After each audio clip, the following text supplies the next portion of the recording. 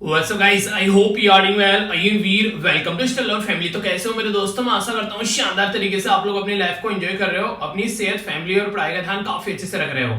आज है 1 अप्रैल और आज का दैनिक न्यूज़पेपर एनालिसिस और एडिटोरियल डिस्कशन बहुत ही शानदार तरीके रहने वाला है। आप लोगों को सुनकर मजा आ जाएगा।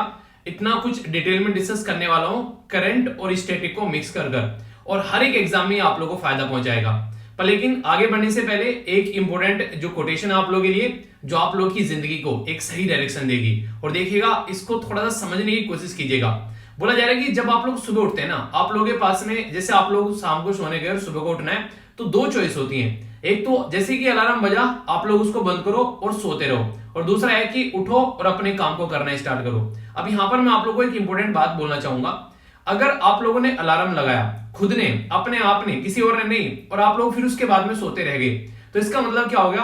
आप लोग अपने खुद के लिए रेस्पॉन्सिबल नहीं है, आप लोग अपने दायित्व को नहीं निभा रहे हैं जो आप लोगों ने खुद ने डिसाइड किया है। तो आप लोग यहां पर ये समझिए, जब आप लोग अपने आप को मैनेज नहीं कर पा रहे हैं, तो क्या आप लोग डिस्ट्रिक्ट को मैनेज कर पाएंगे? सबसे बड़ी बात यहां से निकल के आती है, यानी कि जो इंसान जो है वो अपने आप को मैनेज करने में बेसिकली जूझ रहा है, वो किस तरीके से आने वाले टाइम में एक परिवार को या फिर एक शहर को या फिर एक तरीके से किसी पर्टिकुलर अगर ऑफिस में आप लोग जाते हैं, उसको कैसे मैनेज कर पाओगे? तो वहां पर वही लोग बैठे हुए हैं जिन्होंने ढंग से पहले अपने आप को मैनेज किया है। तो सबसे पहले अब 1 तारीख है, तो आप लोगों को इसी चीज पर फोकस देना है। पहले तो अपना लास्ट महीना कैसा रहा उसको आप लोगों को एनालाइज करना है, कहां कहां पर क्या क्या कमियां रही है, उनको आप लोग एनालिसिस करो बैठकर, उन कमियों को दूर करो। अगले महीने में लेकर नहीं चलने, फालतू की चीजें नहीं लेकर जाया करते हैं, उनको वहीं छोड़ दिया करते हैं। इसी के साथ में दूसरी इंपॉर्टेंट बात यहां पर यह है कि अब आप लोग जैसे जैसे आगे बढ़ोगे, वैसे वैसे आप लोगों के सामने कई सारी दिक्कतें आनी स्टार्ट होगी। क्यों? क्योंकि आदतें खराब हो रखी है पुरानी। अब उनको चेंज करने के लिए आप लोगों को अपने ऊपर काम करना है। तो आप लोगों की बॉडी आप लोगों को बेसिकली अपोज करेगी, तो आप लोग उस अपोज को अगर 5-7 दिन अगर सह लेंगे, तो फिर वो आप लोगों की आदत बन जाएगी और आप लोग आसानी से सारे हर्डल जो है वो उनको तोड़ दोगे। अगर जिंदगी में कहीं भी कोई दिक्कत आती है ना, हमेशा शांत मन से बैठकर उसका सॉल्यूशन निकालिए, तो आप लोग हमेशा एक सही पाथ पर चलते हुए नजर आएंगे।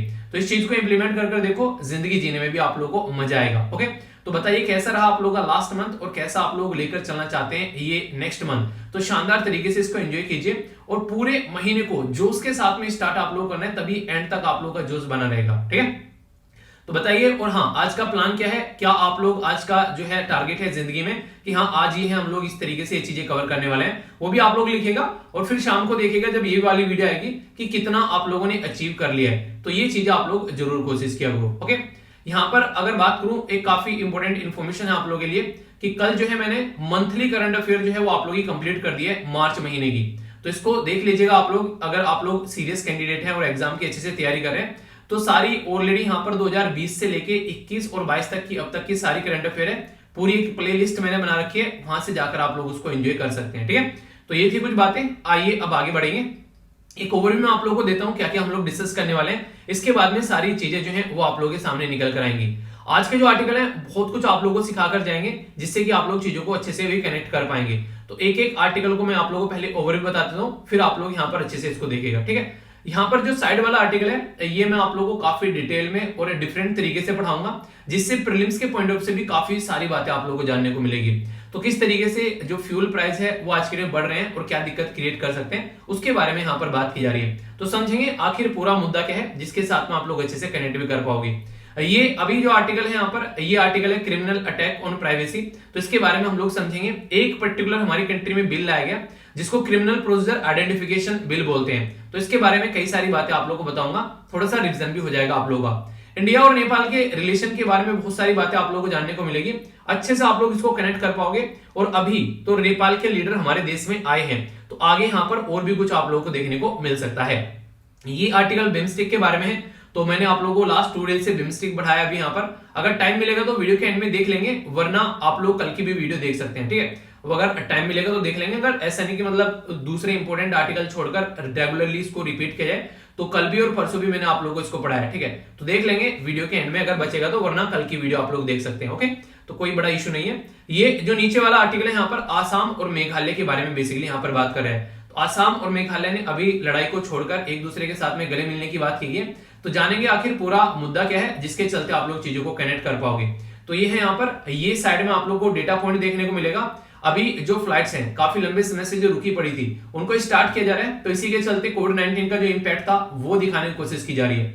यहाँ पर आप लोग एक ओवरव्यू ले सकते हैं हमारी कंट्री में क्या क्या सिचुएशन रही, कैसे कैसे यहाँ पर लॉस देखने को मिला, क्या क्या चीजें हैं। ज्यादा इंपॉर्टेंट नहीं है पर फिर भी डेटा पॉइंट मैं आप लोगों को प्रोवाइड करा देता हूँ टेलीग्राम के ऊपर भी, ताकि आप लोग इसको थोड़ा सा निहार सके और चीजों को आप लोग थोड़ा समझ सकें। ठीक है, ये यहाँ पर बेसिकली पॉलिटिक्स है साउथ इंडिया की। अगर आप लोग चाहें तो यहाँ पर इसको इग्नोर कर सकते हैं कि यहाँ पर रेगुलरली आप लोगों को ये आर्टिकल इस तरीके से देखने को मिलते हैं। ठीक है, सॉरी साउथ इंडिया की नहीं है, तो ये तो बेसिकली मैं तो आप लोगों को पढ़ा चुका हूँ। ये तो वो है एक सेकंड, ये है बेसिकली यहाँ पर जो अकेडमी अवार्ड अभी यहाँ पर डिस्ट्रीब्यूट किए गए, तो उसका बताया गया कि इसकी इंपोर्टेंस क्या होती है। ठीक है, तो जो अभी आप लोगों ने देखा, मैंने कई बार आप लोगों को पढ़ाया भी जो ऑस्कर अवार्ड के बारे में, तो वो बातें की जा रही है। बाकी आप लोग बस वो लिस्ट याद रखिएगा जो मैंने आप लोगों को दी थी, टेलीग्राम पर भी प्रोवाइड करा दूंगा, जिससे कि हाँ किस किस को कौन कौन सा अवार्ड मिला है, तो वहां से क्वेश्चन आप लोगों के लिए बन सकता है। ठीक है, टेक्स्ट एंड कॉन्टेक्स्ट के अंदर जो यहाँ पर इंपॉर्टेंट है, यहाँ पर रूबल के बारे में बात करेंगे।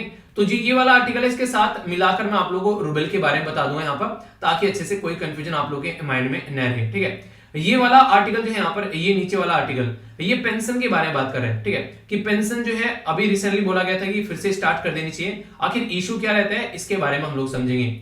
ये मूवी के बारे में, इसको आप लोग इग्नोर कर सकते हैं, पर लेकिन आज का ये आप लोग मत इग्नोर कीजिएगा क्विज, क्योंकि रिजर्व बैंक ऑफ इंडिया के बारे में है, जो कि 1935 में यहाँ पर पिक्चर में आया था।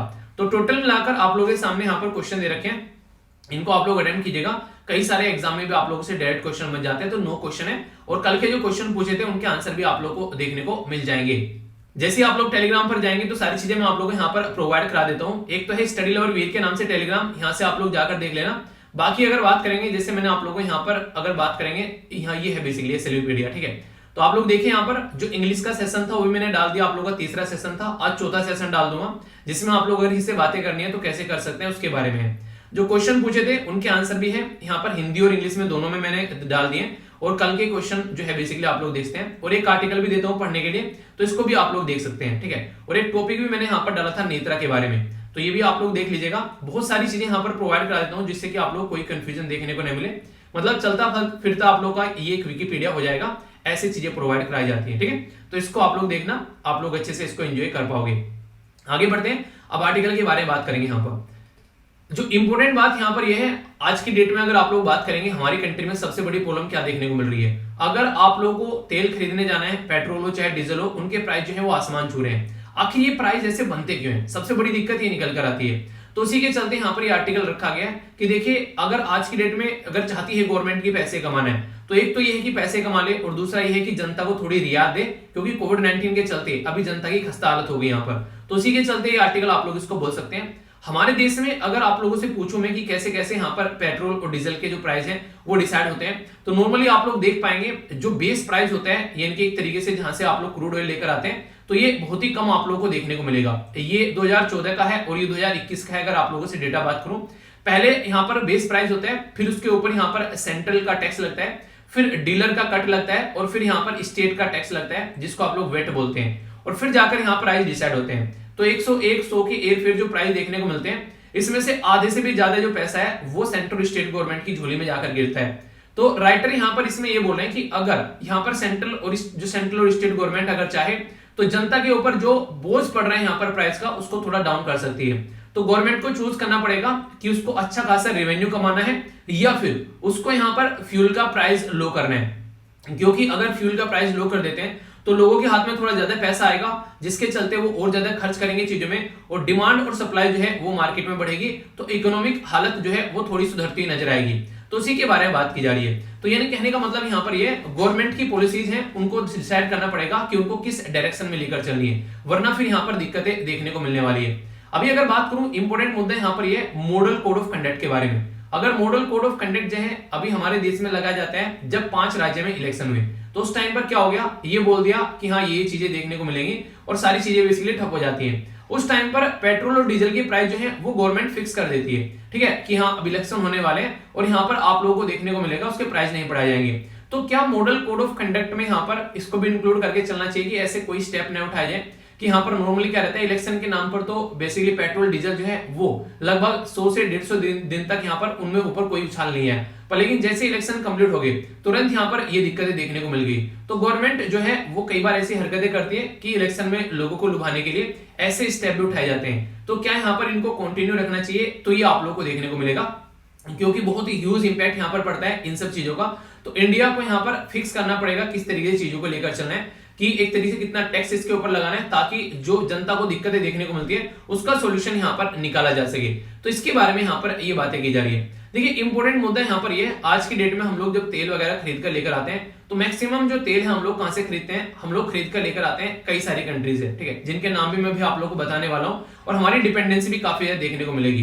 तो मैं पूरा एक ओवरव्यू आप लोगों को यहाँ पर देने वाला हूं और यूपीएससी में यहाँ से 3 क्वेश्चन भी पूछे गए, वो भी मैं आप लोगों से डिस्कस करूंगा। तो काफी इंपॉर्टेंट यहाँ पर ये आर्टिकल आप लोगों को हो जाएगा, ठीक है। तो एक एक पॉइंट जो है आप लोग अगर चाहें तो उनको नोट डाउन भी कर सकते हैं और इसी के साथ में ये सारी चीजें आप लोगों को बहुत ही अच्छे लेवल पर फायदा पहुंचाएगी, खासकर प्रीलिम्स के पॉइंट ऑफ व्यू से भी, ठीक है। तो एक एक पॉइंट जो है वो इंपॉर्टेंट होने वाला है। बहुत सारी बेसिक चीजें बताऊंगा जो कि एग्जाम के लिए काफी इंपॉर्टेंट हो जाती है और ये चीजें अगर आप लोग सारी एक बार समझ लेंगे तो फिर एग्जाम में अगर कोई क्वेश्चन पूछेगा तो आप लोग उसका क्वेश्चन का आंसर अच्छे से दे पाओगे। सबसे पहले इंपॉर्टेंट बात, वर्ल्ड में रसिया जो है 3rd लार्जेस्ट ऑयल प्रोड्यूसर है, यानी कि दुनिया में सबसे ज्यादा ऑयल प्रोड्यूस कौन करता है, वो करता है सऊदी अरेबिया।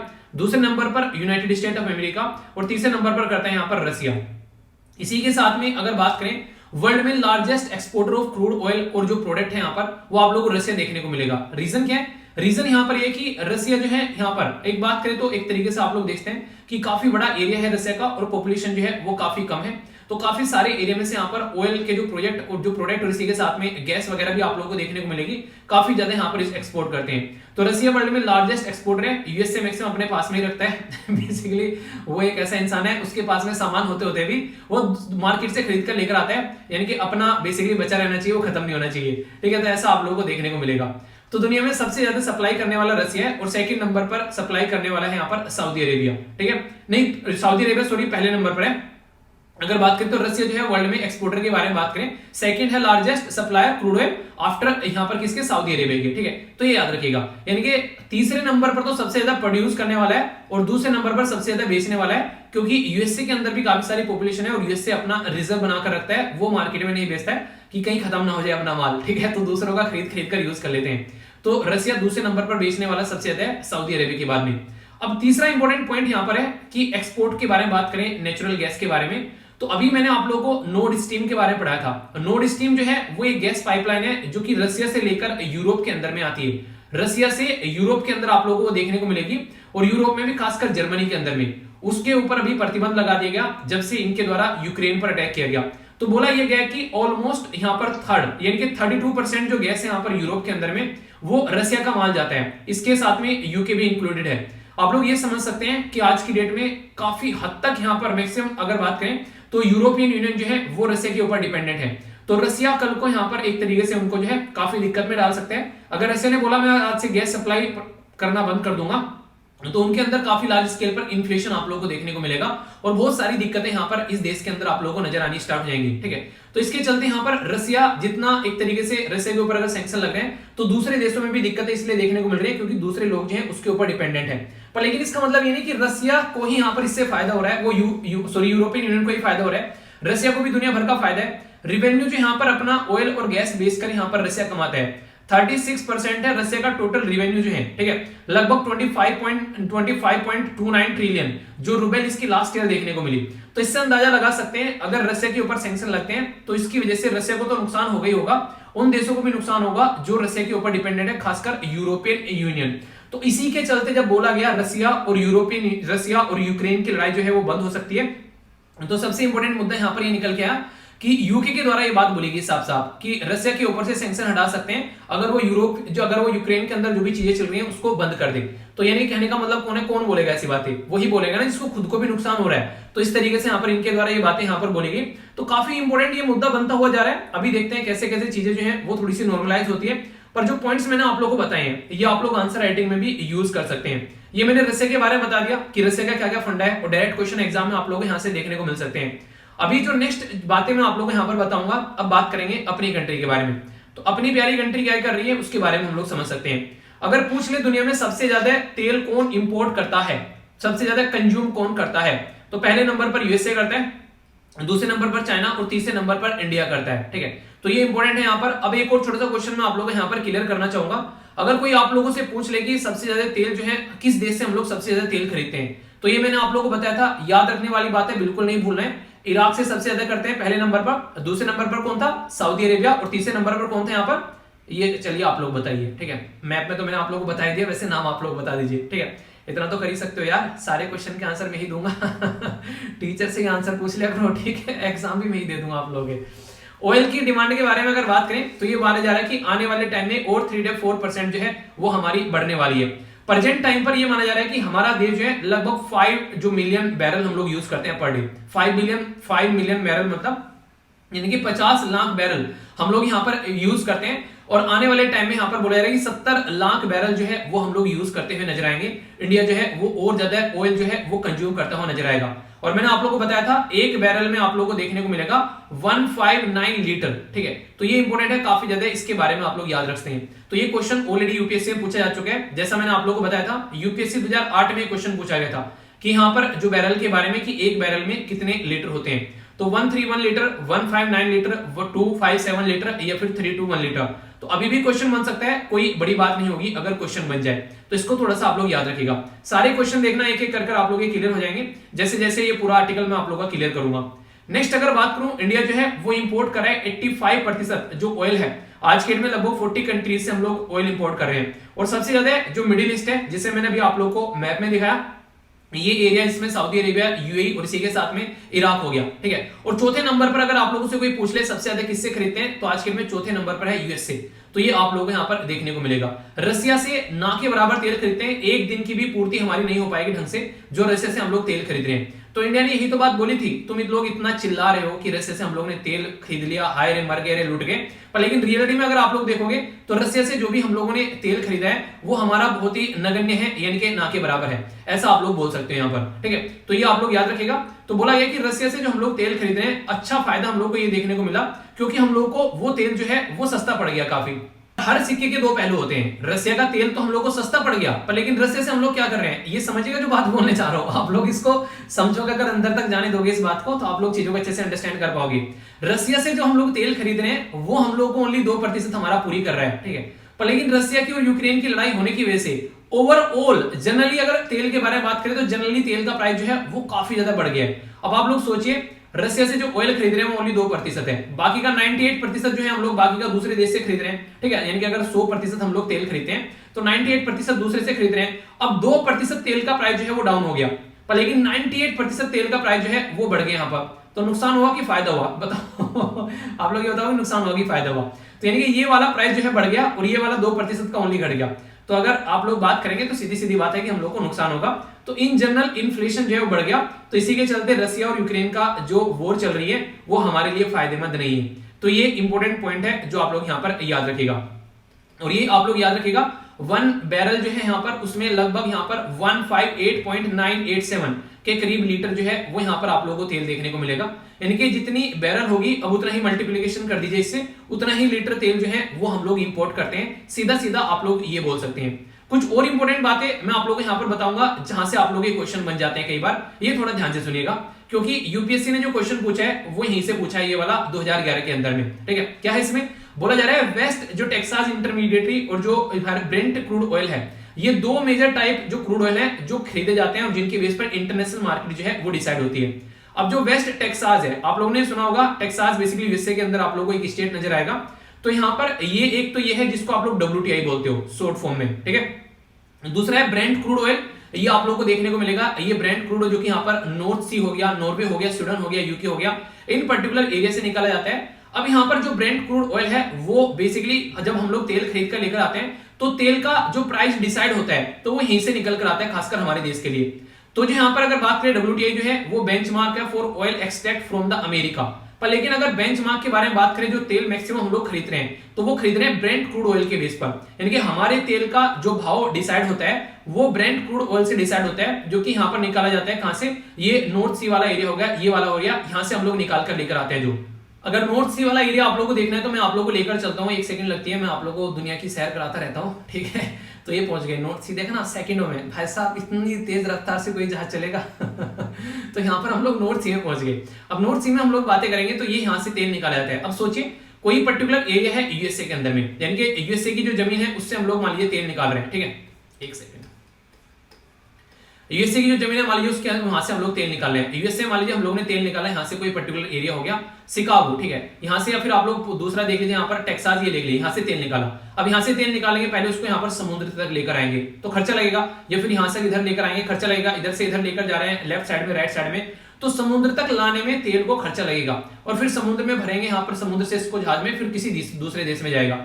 पर लेकिन अगर बात करें नॉर्थ सी के बारे में, तो यहाँ पर ये पानी में निकाला जा रहा है, डायरेक्ट यहाँ पर बेसिकली जहाज खड़ा करा और पानी से पानी में भर लिया और डायरेक्ट अपने जहाज में लेकर निकल लिए। तो इस तरीके से आप लोग चीजों को यहाँ पर समझ पाओगे। यानी कि जो तेल हम लोग खरीद रहे हैं बेसिकली यहाँ पर वेस्ट टेक्सास से, बेसिकली यहाँ पर ये वेस्ट टेक्सास इंटरमीडिएट, ये महंगा पड़ता है क्योंकि जमीन से निकालकर फिर समुद्र में लेकर आते हैं और समुद्र से फिर भर के लेकर जाते हैं, और ये सस्ता पड़ जाता है। तो यहाँ पर ऑल ओवर वर्ल्ड में मैक्सिमम जो आप लोगों को देखने को मिलेगा वो है ब्रेंट क्रूड ऑयल, और वैसे भी यूएसए वाले तो अपना ही बेसिकली भरकर बैठे हैं, उसको छोड़ने के लिए तैयारी नहीं है, ये देखने को मिलेगा। तो यूएसए में ऑयल प्राइस यहाँ से, और ओपेक कंट्री जिसको बोलते हैं organisation of petroleum exporting country, इसका हेडक्वार्टर कहाँ है ये आप लोगों को बताना है, तो यहाँ से आप लोगों को देखने को मिलेगा, ठीक है।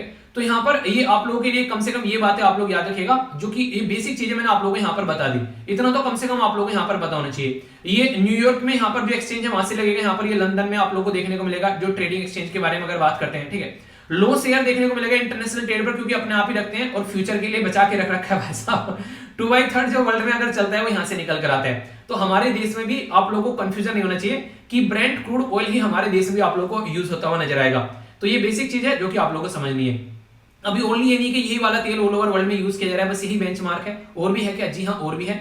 ओपेक जो है उसके बारे में अगर बात करें प्राइसिंग के बारे में, तो अलग अलग 7 क्रूड ऑयल बास्केट देखने को मिली। अल्जीरिया का जैसे बात करें तो यहाँ पर इनके द्वारा बोला जाता है सहरन ब्लेंड, इसको बेसिकली ये बोलते हैं। अलग अलग कंट्री के हैं बेसिकली, जैसे जैसे यहाँ पर नाम दे रखे हैं अपने अपने हिसाब से, इनके द्वारा इनके नाम रखे गए। इंडोनेशिया का है उसको यहाँ पर मिनास बोलते हैं, ठीक है। नाइजीरिया का उसको बोनी लाइट बोलते हैं। सऊदी अरेबिया का जो इसको अरब लाइट बोलते हैं। दुबई का इसको फतेह बोलते हैं, ठीक है। वेनेजुला का इसको तिरहा जुनू लाइट बोलते हैं, और मेक्सिको का यहाँ पर इस्थमस बोलते हैं। जैसे यहाँ पर ब्रेंट क्रूड और वेस्ट टेक्सास बोलते हैं, ऐसे ऐसे और भी नाम आप लोगों को देखने को मिल जाते हैं। तो कल को अगर कोई पूछ ले आप लोगों से कि इनको मैच करके बताओ कहां कहां से क्या क्या है, तो भाई साहब ये मत बोलना कि यार पढ़ाया नहीं था आपने, ठीक है। मैंने एक एक पॉइंट आप लोगों का क्रिस्टल क्लियर कर दिया है। अब आप लोगों को कोई भी कंफ्यूजन इसमें नहीं होना चाहिए, है कि नहीं? अगर फिर भी कंफ्यूजन होगा तो बताइएगा, जहां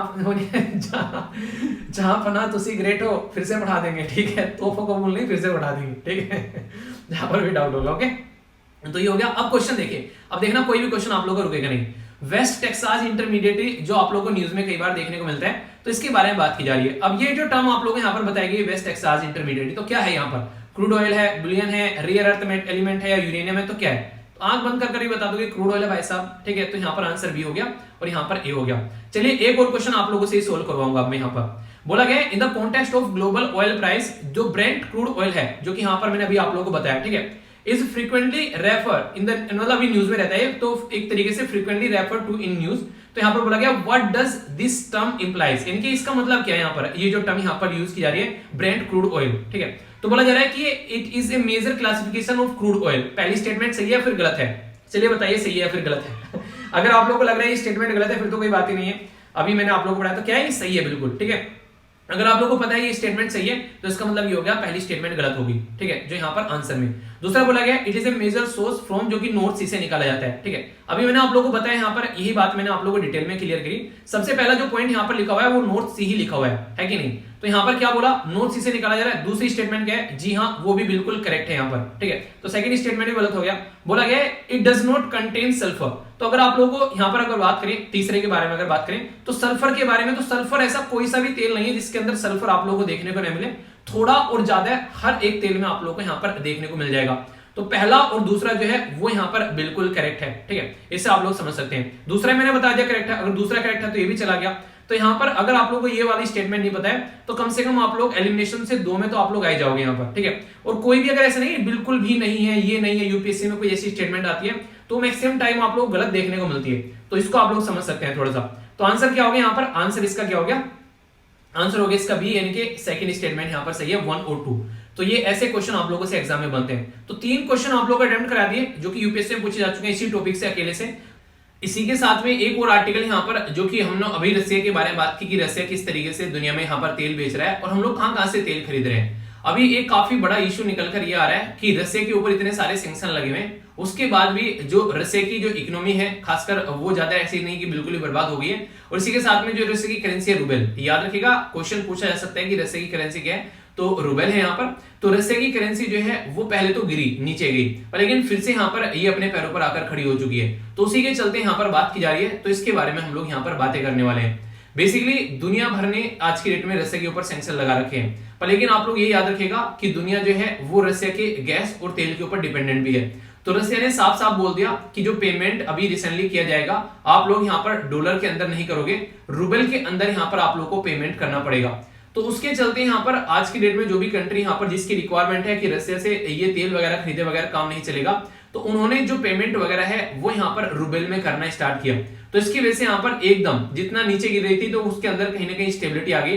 तो ये बातें आप लोग बोल सकते हैं, पहली बात। दूसरी बात अभी यहाँ पर जो निकल कर आ रही है, रशिया का जो सेंट्रल बैंक है उसने क्या किया, उसने एक तिरंगबाजी लगाई। मतलब क्या था, मतलब यह है कि जैसे मार्केट में अगर कोई भी चीज जो है उसके प्राइस कब बढ़ेंगे, जब वो मार्केट में कम होगी। यानी कि अगर मार्केट में बोलो कि सेब जो है वो एक ठेले पर रखे हुए हैं, तो वो इंसान जो है उसको 200 से 250-400 रुपए किलो भी बेच सकता है, पर लेकिन हर एक ठेले पर सेब रखे हुए हैं, तो फिर इसकी औकात नहीं होगी इतने महंगा इसको बेचने की। फिर वो क्या करेगा, उसको बेसिकली उसी हिसाब से बेचेगा जैसे मार्केट में बैलेंस बना हुआ है। तो रशिया के सेंट्रल बैंक के द्वारा जो रूबल थी वो मार्केट में कंट्रोल कर ली, जिसके चलते मार्केट में उसकी डिमांड जो है वो बढ़ गई। और यहाँ पर कहीं ना कहीं आप लोग देखते हैं, और डॉलर के ऊपर जो डिपेंडेंसी है उसको भी यहाँ पर कम करने की कोशिश की जा रही है। और रूबल जो है वो बेसिकली रिकवर होना स्टार्ट हो जाएगी जैसे जैसे रशिया की इकोनॉमी जो है वो रिकवर होगी, जैसे यूक्रेन की वॉर जो है वो समाप्ति की कगार पर चलेगी। तो ये सारे सोल्यूशन भी आप लोग यहाँ पर निकलते हुए नजर आएंगे। तो अभी यहाँ पर ये इशू चल रहा है आज के में कि कैसे जो रशिया को कंट्रोल करना है यूक्रेन को लेकर, पर लेकिन उसी के साथ में रशिया के ऊपर कई सारे सैंक्शन जो लगा रहे हैं उसका उसकी करेंसी के ऊपर इतना इंपैक्ट देखने को नहीं मिल रहा है। तो उसी के चलते बताए गए ये कुछ पॉइंट। अभी यहाँ पर इंडिया को भी रशिया ने बोला कि हम लोग जो है रुपी और रूबल में बेसिकली व्यापार करेंगे और डॉलर को यहाँ पर साइड में उठाकर फेंकेंगे। तो जब आप लोग किसी पर्टिकुलर करेंसी को साइड में करते हैं तो इससे क्या होता है, फिर आप लोगों को देखने को मिलेगा फिर दूसरी करेंसी का जो है बेसिकली ओरा बढ़ने लगता है। अभी आप लोगों ने देखा कुछ दिनों पहले यहाँ पर ईरान को भी इनके द्वारा ये अपना पैसा यूज करने से रोक दिया गया था। इसी के साथ में कई सारी कंट्री पर और भी ये सैंक्शन लगाते हैं, ऐसे इश्यूज आप लोगों को देखने को मिलते रहते हैं। तो ये काफी बेसिक फंडा है जिसको आप लोग समझ सकते हैं। कल को अगर क्वेश्चन बन जाए तो इसको लेकर कंफ्यूजन नहीं होना चाहिए। तो एक छोटा सा आर्टिकल था जिसके आप लोग साथ में अपने आप को कनेक्ट कर सकते हैं अच्छे से, ठीक है। तो बेसिक चीजें थी, माइंड में इसको बिल्कुल क्लियर आप लोग रखिएगा। तो ये था पूरा आर्टिकल, आई होप कि आप लोग के माइंड में क्लैरिटी आई होगी। ओके, ये जो आर्टिकल है थोड़ा ध्यान से सुनिएगा क्योंकि आगे आने वाले टाइम में भी यहाँ पर ये कई बार न्यूज में रहने वाला है, ठीक है। तो बात करेंगे यहाँ पर इंडिया और नेपाल के रिलेशन के बारे में, क्योंकि हमारा पड़ोसी देश है तो न्यूज में बना ही रहता है किसी न किसी रीजन की वजह से। अभी यहाँ पर जो इनके लीडर है हमारे देश के विजिट पर है, तो उसके चलते यहाँ पर आप लोग को ये आर्टिकल देखने को मिलेगा, ठीक है। ये जो आर्टिकल है इंडिया और नेपाल का, आप लोग जीएस पेपर 2 के साथ में इंटरनेशनल रिलेशन के साथ में कवर कर सकते हैं। नेपाल जो है इंडिया और चाइना के बीच में एक सैंडविच है, यानी कि दोनों के बीच में यहाँ पर ये एक लैंडलॉक कंट्री है। हमारी कंट्री में कौन कौन से राज्य नेपाल को टच करते हैं, तो ये हो गया उत्तराखंड, ये होगा उत्तर प्रदेश, फिर हो गया बिहार, याद रखेगा वेस्ट बंगाल भी टच करते हैं, कई बार क्वेश्चन कंफ्यूजन में आप लोग रह जाते हैं, और इधर हो गया सिक्किम। तो टोटल मिलाकर 5 ऐसे राज्य हैं जो यहाँ पर इसको टच करते हैं। तो ये काफी इंपोर्टेंट पॉइंट है जो आप लोग याद रखेगा, मैं बेस्ट क्वेश्चन अगर बन जाए तो। अगर बात करें नेपाल की थोड़ी सी ज्योग्राफी के बारे में, तो ये मैप आप लोगों को काफी कुछ यहाँ पर बता कर जाएगा। नेपाल के अंदर रिसेंटली अभी कई सारे इशू देखने को मिलते थे। नेपाल को बेसिकली इस तरीके से प्रोविंस में डिवाइड किया था। यहाँ पर आप लोगों को प्रोविंस देखने को मिलेगी, प्रोविंस 1, प्रोविंस मतलब स्टेट, जैसे हमारे देश में स्टेट बोलते हैं हम लोग, 28 स्टेट है, ऐसे ही नेपाल के अंदर में 7 प्रोविंस है। अगर बात करें यहाँ पर ये जो प्रोविंस है नेपाल की, ये यहाँ पर इस तरीके से डिवाइड की गई है, जिसके चलते यहाँ पर ये जो नीचे वाला रीजन है वो यहाँ पर 4-5 जगह डिवाइड हो गया है। और ये जो रीजन है यहाँ पर मधेसी कम्युनिटी पाई जाती है, तो इसके चलते यहाँ पर ये जो कम्युनिटी थी ये थोड़ा सा इंडिया के फेवर में काम करती है। तो नेपाल ने क्या किया, अगर कल को चलकर यहाँ पर ये कम्युनिटी जो है सारी एक जगह इकट्ठी ना हो तो अच्छा रहेगा, इनको अलग अलग डिवाइड कर दो। आप लोगों ने कहावत सुनी होगी ना कि एक जो बाप था उसने बेटे को बुलाया और वो बेटे आपस में लड़ा करते थे, और इस तरीके से उनके बीच में मतलब ऐसा नहीं था कि अच्छा सौहार्दपूर्ण माहौल हो। तो फिर उसने क्या किया, उनके हाथ में एक लकड़ी दी और बोला तोड़ो इसको, तो उन्होंने तोड़ दी। फिर बोला कि ऐसा करो कि ये सबके हाथ में एक जगह इकट्ठी कर चारों लकड़ी दे दी, बोला तोड़कर दिखाओ किसी से नहीं टूटी। तो इनके समझाया गया कि इकट्ठे रहोगे तो फिर आप लोग फायदे में रहोगे और कोई आप लोगों के ऊपर इस तरीके से प्रेशर नहीं डाल पाएगा। तो वही चीज आप लोग यहाँ पर समझ सकते हैं। तो ये काफी इंपॉर्टेंट इश्यू यहाँ पर बन जाता है। तो मतलब क्या हो गया, मतलब सीधा सीधा यहाँ पर ये हो गया, अगर इस तरीके से आप लोग चीजों को लेकर चलोगे तो आप लोग यहाँ पर देख पाओगे कि आज की डेट में यहाँ पर क्या इश्यू है, यहाँ पर इनको डिवाइड कर दिया ताकि ये मिलकर एक जगह इकट्ठे न रह सके।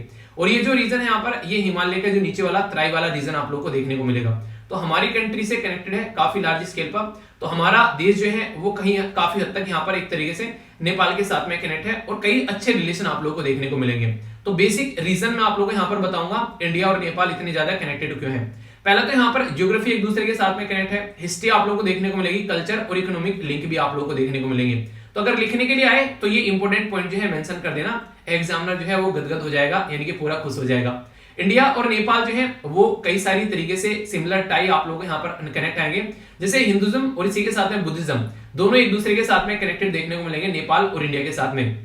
बुद्धा जो है उनका बर्थ प्लेस लुम्बिनी यानी कि नेपाल के अंदर आप लोगों को देखने को मिलेगा, इसलिए यहाँ पर इंडिया और नेपाल के रिलेशन बुद्धिज्म के बेस पर काफी अच्छे से देखे जाते हैं। अगर बात करें दोनों कंट्री के बॉर्डर ही नहीं बल्कि लोगों के बीच में भी आप लोगों को मूवमेंट देखने को मिलता है। जैसा मैंने बताया भी था, मैंने अपने एक फ्रेंड के बारे में बताया था कि वो बोलता था कि मेरी दादी एनआरआई है, तो उनकी दादी जो थी नेपाल से थी, तो रोटी बेटी का रिश्ता आप लोगों को देखने को मिलेगा, दोनों कंट्री में शादी विवाह एक दूसरे के साथ में कनेक्टिविटी, तो ये सारी चीजें आप लोगों को देखने को मिलती है। और इंडिया नेपाल के बीच में एक फ्रेंडशिप ट्रीटी साइन की गई थी 1950 में, जो कि काफी इंपोर्टेंट है यहाँ पर दोनों कंट्री के बीच में। तो ये भी आप लोग याद रखिएगा, ये वही ट्रीटी है जिसके बेस पर कई बार आज की डेट की जो गवर्नमेंट है नेपाल की, खासकर जो यंग जनरेशन ये बोलते हैं कि इंडिया जो है वो हम लोग को कंट्रोल करने की कोशिश करता है। और सबसे बड़ी बात यहाँ पर ये थी, ये नेपाल की साइड से उनके लीडर थे प्राइम मिनिस्टर, और हमारी कंट्री की साइड से यहाँ पर हमारे एम्बेसडर के साथ में यहाँ पर ये ट्रीटी साइन की गई थी। तो ये बोला गया था कि प्राइम मिनिस्टर के लेवल पर जो ट्रीटी साइन होनी चाहिए हमारी कंट्री के एम्बेसडर ने साइन कर दी। तो कई बार ये भी बोलते हैं कि क्या ये सही है इस तरीके से सामने पड़ोसी देश को इज्जत न देना, तो उसके चलते भी कई बार इंडिया का क्रिटिसिज्म यहाँ पर होता है। चलिए वो एक अलग बात है, अभी फिलहाल हम लोग रिलेशन के बारे में बातें करते हैं। रिवर जो है कई सारी नेपाल से निकल कर आती हैं और इंडिया के अंदर बहती हैं, तो हाइड्रोलिक जो यहाँ पर बेसिकली हाइड्रो पावर में भी दोनों के अंदर काफी पोटेंशियल है और मिलकर काम किया जा सकता है। नेपाल का लार्जेस्ट ट्रेडिंग पार्टनर है इंडिया, क्योंकि नेपाल जो है लार्जेस्ट जो पोर्शन है वो इंडिया से कनेक्टेड है 3 एरिया से। मैंने भी आप लोगों को यहाँ पर दिखाया मैप के अंदर में, तो 3 ऐसे एरिया हैं जहां पर ये इंडिया से कनेक्ट है और एक साइड में यहाँ पर ये तिब्बत से कनेक्ट है, तो इसलिए यहाँ पर काफी ज्यादा डिपेंडेंसी इंडिया के ऊपर देखने को मिलती है। तो नेपाल एक लैंडलॉक कंट्री है यहाँ पर, जो कि आप लोगों को मैंने अभी बताया 3 साइड से इंडिया से और एक साइड से तिब्बत से आप लोगों को देखने को मिलेगा। तो नेपाल कहीं भी पानी से कनेक्टेड नहीं है, तो इसलिए बोला जाता है कि नेपाल को अगर पानी से कनेक्ट करना है तो सागर माथा इनकी माउंट एवरेस्ट और इसी के साथ में सागर इंडियन ओशन में लिंक बनाना पड़ेगा। मतलब क्या हो गया, मतलब यहाँ पर ये हो गया, अगर आप लोग देख पाओगे तो यहाँ पर जैसे नेपाल हो गया, अगर नेपाल को पानी से कनेक्ट करना है तो 2 तरीके हैं, एक तो इंडिया से होते हुए वो पानी से जाकर कनेक्ट हो जाए, दूसरा यहाँ पर इंडिया से और बांग्लादेश से होते हुए पानी से जाकर कनेक्ट हो जाए। अगर चाइना से जाएगा तो बहुत ही लंबा रास्ता मिल जाएगा, तो वो एक अच्छा ऑल्टरनेटिव आप लोगों को देखने को नहीं मिलेगा।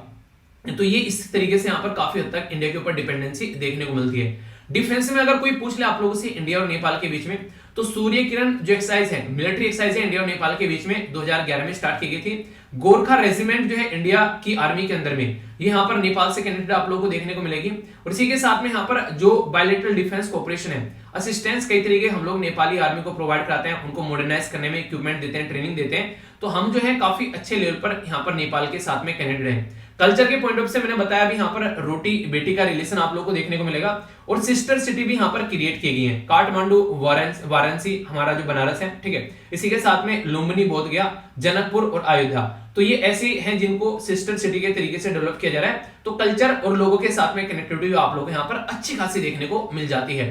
ह्यूमैनिटेरियन असिस्टेंस, नेपाल के अंदर जब अर्थक्वेक यानी कि भूकंप आया, हम जो है वहां पर बेसिकली अपने सारे तामझाम लेकर पहुंच गए नेपाल को सपोर्ट करने के लिए। और एक इंपॉर्टेंट बात और, यहाँ पर कई सारे नेपाली स्टूडेंट जो हैं वो एसएलवी फैमिली का भी पार्ट है, कई सारे लेक्चर देखते हैं, कई सारे बच्चों के द्वारा मेल किया गया। जब भी नेपाल के और इंडिया के रिलेशन के बारे में पढ़ाता हूं तो अक्सर उनका मेल आता है, ठीक है, तो इस तरीके से आप लोग समझ सकते हैं। तो हम लोग काफी अच्छे से एक दूसरे के साथ में कनेक्टेड है, ऐसे आप लोग देख सकते हैं। कई सारे लेवल पर इंडिया और नेपाल एक दूसरे के साथ में कनेक्टेड है, जैसे कि अगर बात करें BBIN, बांग्लादेश, भूटान, इंडिया और नेपाल, इसी के साथ में बिम्स्टेक यानी कि Bay of Bengal initiative for multi sectoral technical और economic cooperation, non aligned movement और South Asia association regional cooperation, तो ये कई सारी ऐसी ऑर्गेनाइजेशन है जहां पर हम लोग एक दूसरे के साथ में कनेक्टेड हैं। इसी के साथ में अगर बात करें इश्यूज और चैलेंजेस के बारे में, तो सारी चीजें अच्छी नहीं है, कुछ चीजें आप लोगों को बेकार भी देखने को मिलेगी, जहां पर दोनों के बीच में कई सारे इश्यू आते हैं। सबसे इंपॉर्टेंट मुद्दा है चाइना। चाइना जो है वो हर एक उस एरिया में अपना दबदबा दिखाने की कोशिश करता है जहां पर इंडिया की प्रेजेंस रहती है। तो एज ए लैंडलॉक नेशन जो नेपाल है उसकी डिपेंडेंसी है खासकर इंडिया के ऊपर, तो चाइना चाहता है कि यहाँ पर थोड़ी सी डिपेंडेंसी इंडिया के ऊपर से हटाई जाए, अपने ऊपर कराई जाए, ताकि कल को जो है इसको यूटिलाइज किया जा सके। और खासकर ये सारे देश है ना जो पड़ोस में छोटे छोटे देश हैं, कई बार यहाँ पर ये भी देखने को मिलता है कि फायदे के पॉइंट ऑफ व्यू से इंटरनेशनल पॉलिसी नहीं चाहते हैं कि चाइना को गुस्सा किया जाए, तो इसके चलते कई बार चाइना की गोद में भी कई सारे जाकर बैठ जाते हैं, इसके चलते इंडिया को इश्यू देखने को मिलता है और फायदा भी उठाते हैं कई बार, ठीक है।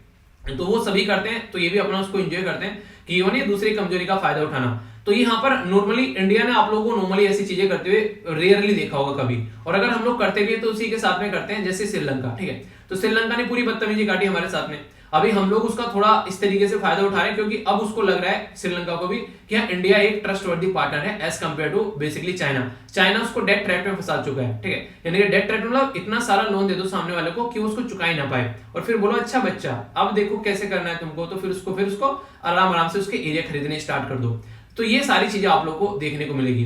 तो चाइना जो है वो यहाँ पर जो भी काफी ज्यादा इन्वेस्टमेंट कर रहा है, तो इंडिया की प्रेजेंस जो है उस पर क्वेश्चन मार्क लगाने की कोशिश करता है चाइना, जहां पर भी इंडिया की प्रेजेंस होती है। बेल्ट एंड रोड इनिशिएटिव और इसी के साथ में यहाँ पर जो नेपाल में ढांचागत विकास इंडिया काफी लार्ज स्केल पर कवर कराता है, और यहाँ पर चाइना भी अभी यहाँ पर इसमें इन्वेस्टमेंट करना स्टार्ट कर चुका है ताकि कंपटीशन बढ़ाया जा सके। इसी के साथ में जो नेपाल और चाइना की कोऑपरेशन वो है, ये कहीं ना कहीं जो बफर स्टेट का जो स्टेटस है यहाँ पर उसको हटा रहा है। तो पता चला इंडिया भी कल को नेपाल को बोल रहा है कि चाइना के साथ में जाना बंद कर दो वरना यूक्रेन वाला काम होगा, ठीक है। तो वो वाली चीजें आप लोगों को देखने को मिल सकती है, यानी कि नेटो का पार्टनर ही बनना है, ठीक है। चाइना जो है उसी के साथ में यहाँ पर बेसिकली एंटी चाइनीज जो स्टैंड है वो न बने यहाँ पर, उसके ऊपर ध्यान रखता है। तो ये कई सारे इशू आप लोगों को देखने को मिलेंगे, यानी कि दो ही इशू है इंडिया और नेपाल के रिलेशन के बीच में जो मेन है, एक तो है चाइना का इशू, और दूसरा आप लोगों को देखने को मिलेगा ये है बेसिकली लैंड बाउंड्री इशू, यानी कि एक तरीके से इंडिया और नेपाल के बीच में बेसिकली इशू है काला पानी, इसी के साथ में लिम्पुधुरिया, और यहाँ पर ये है लिपू लेक। तो ये आप लोगों को देखने को मिलेगा, और खासकर एक छोटा सा रीजन है यहाँ पर वेस्ट चंपारण डिस्ट्रिक्ट बिहार का, जिसको बोलते हैं सुस्ता। तो यहाँ पर ये भी नेपाल ने अभी अपने नए मैप में दिखा दिया, जिसके चलते इशू बन गया। यहाँ पर ये हो गया लिम्पुधुरिया पास है, इसी के साथ में काला पानी, और यहाँ पर ये हो गया लिपू लेक। तो ये जो रीजन है यहाँ पर बेसिकली ये सारा रीजन जो है नेपाल और इंडिया के बीच में डिस्प्यूट को माना जाता है। इंडिया का मैप यहाँ पर ये हो गया, और ये आप लोगों को नेपाल देखने को मिलेगा। तो कई बार अभी पहले तो नहीं, अभी नेपाल ने अभी एक मैप लॉन्च किया था, तो उसमें अपने एरिया इस एरिया को अपने मैप के अंदर दिखा दिया।